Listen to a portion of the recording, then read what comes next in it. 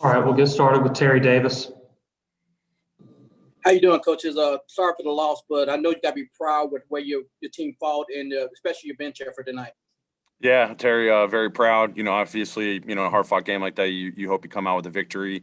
But our guys were amazing. Effort again, but the attention to detail, the execution. These guys for 48 minutes were unbelievable. Came up a little bit short in the end, one possession game, but really proud. So many good things to take away from this game and build on. As I say, whoever we play next, we just got to continue to build on this. Our aggressiveness, our execution on the defensive end, our togetherness, even on the defensive end. I mean, this is probably one of our best defensive outputs of the season. And offensively, the Lakers are going to make it really tough on you to score.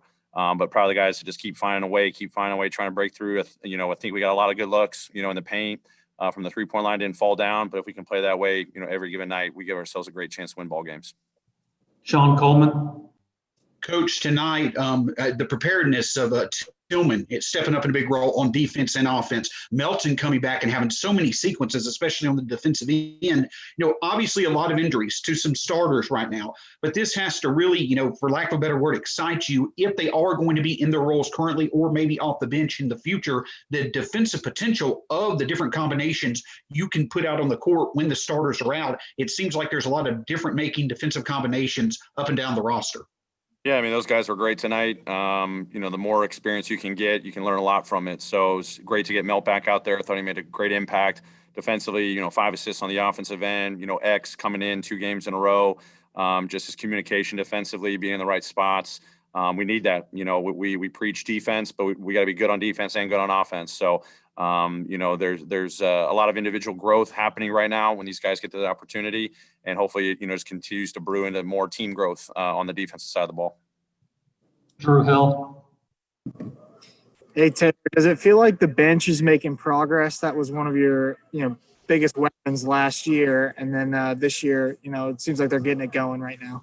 Yeah, I mean, our bench is crucial for us, and we've had a couple different bench lineups in 6 games now in the season. So any of those 5 guys that come in, love how hard they're playing, how together they're playing, and they're just scrapping on the defensive end. So we've got a lot of mixed lineups here and there, and I think early in the season, our bench just, was trying to find that, next gear and get a rhythm. And guys are stepping into great roles right now and providing us a great spark off the bench. Andy Auger. Hi, Taylor. First of all, yeah, you guys lost, but it really didn't feel like a loss, if I'm being honest, having watched the game.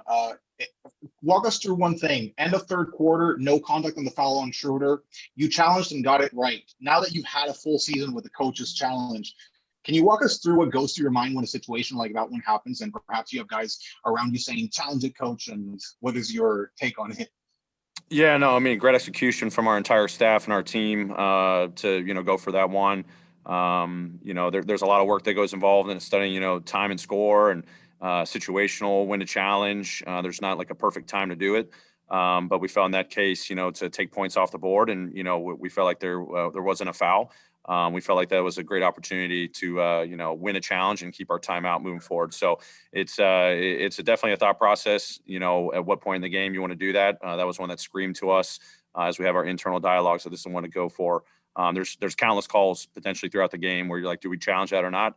That was one that, we're really confident that hopefully it would be overturned, and glad that our team was able to pull that one out and get it overturned for us. All right, thanks, Coach. More quick. Go ahead, Andy. Yeah, just one quick thing. Being such a competitor, Ja, I'm sure, wanted to be in this game. What did he say anything off the bench, despite how good the team was playing? Did you see a little bit like that energy, like he was looking at his legs saying, God, I wish I was out there? Yeah, I mean, I think Ja's been so locked in, even though he's not in the game action right now. But all of our guys, Jaren, Justice, the other guys that are out right now, those guys are so locked in, so vocal in the timeouts, such great spirit on the bench. We've shown clips of the spirit of the bench dating back to our last road trip. So we know we've got to have that every single night, no matter who's on the sidelines and who's in the game. But those guys are ultra competitive. And I'm so happy that they're staying engaged and continuing to motivate and pump up their teammates, even though they're not out there competing with them. Thanks, Coach. Great. Thanks, everybody.